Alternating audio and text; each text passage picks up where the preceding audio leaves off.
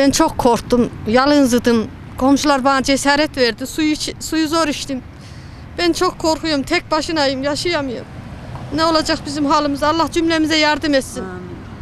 Herkese Allah yardım etsin. Ne diyeyim? Kalbim çarptı, hala kolum titriyor. Ben kendime gelemedim. Bilmiyorum.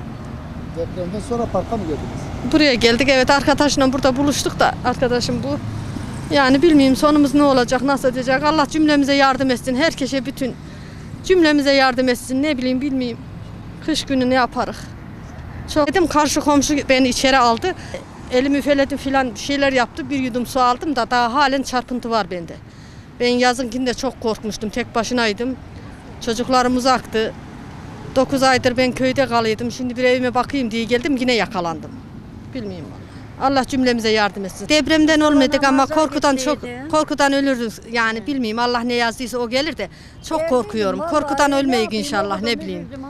Bir şekilde depremden kurtulduk ama korku bizi çok panik atıyor. Hiç uyku uyuyamıyorum. Köyde evimde ağır hasarlıydı, yıkım kararı geldi. Ablamda kaldım. Köyde komşularda, kardeşlerimde kaldım 2 ay. Öyle böyle derken ne bileyim, hala korku yok. Korku bana iyi gelmez. İnşallah korkmam. Çok kalbim durmaz. Ne yaşarsam Allah ne verdiyse o. Oldu bacım, sağ ol. Allah'a duacıyız. Allah'ım yardımcı, Allah'a sığındık. Yapacak bir şey. Kaçmayla, ekmeğiyle bir şey olmuyor ki işte. Amin, amin, amin. Orada. Sen bizi affet Allah'ım. Oldu. Tamam, Fatime de Allah çok büyüktür, korkmuş. ne bileyim bak. Hadi Allah'a emanet ol bacım, geliyor. Oldu. Hadi. Deprem için mi arıyorlar sizi? Geçmiş ola diyorlar ablam. Öyle işte. Benim adam namaza gittiydi. Ben de evde süpürge çalıştırıyorum. Süpürgeyi kapattım da çekyatın altını düzlerken baktım. Bir de yani bayağı bir sallandı.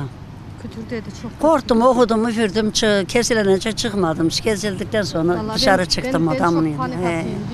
Allah'ım yardımcımız olsun, Kalbim cümlesine çok kurban oldum. Allah'a sığındık yavrum. Yapacak bir şey yok. Allah cümlemize yardım etsin.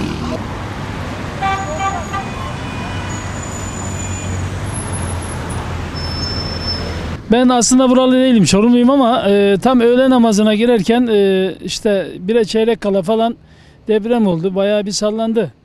Daha Allah sonumuza hayır getire. Yapacak bir şey yok. Ne yapalım? Malatya'ya için gelmiştiniz. Malatya oğlum buradaydı. Onun için gelmiştim ziyarete. Oğlunun ziyaretine Evet. depreme yakalandı. Evet. Depreme yakalandık.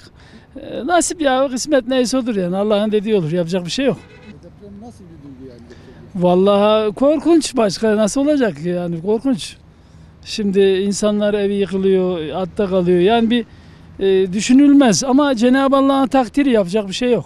Evdeydim. Birdenbire alttan bir sallantı hissettim. Başta başım döndü zannettim ama daha sonra baktığımda sağdan soldan ses gelmeye başladı.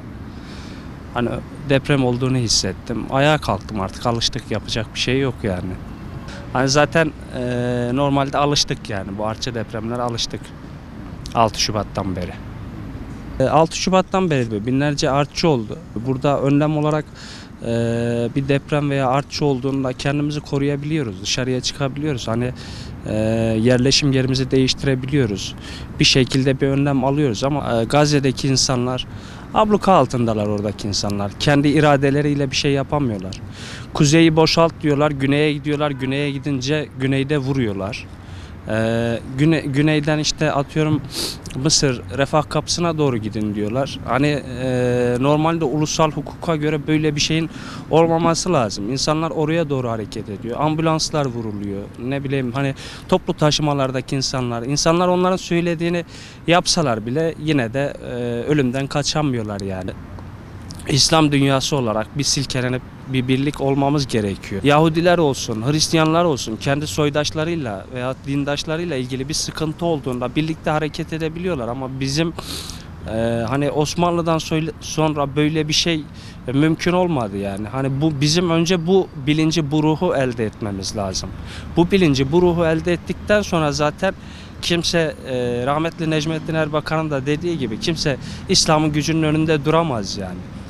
Onun için öncelikle birlik olmamız lazım. Kişisel menfaatlerimizi, şahsi menfaatlerimizi bir kenara bırakıp birlik olmamız lazım.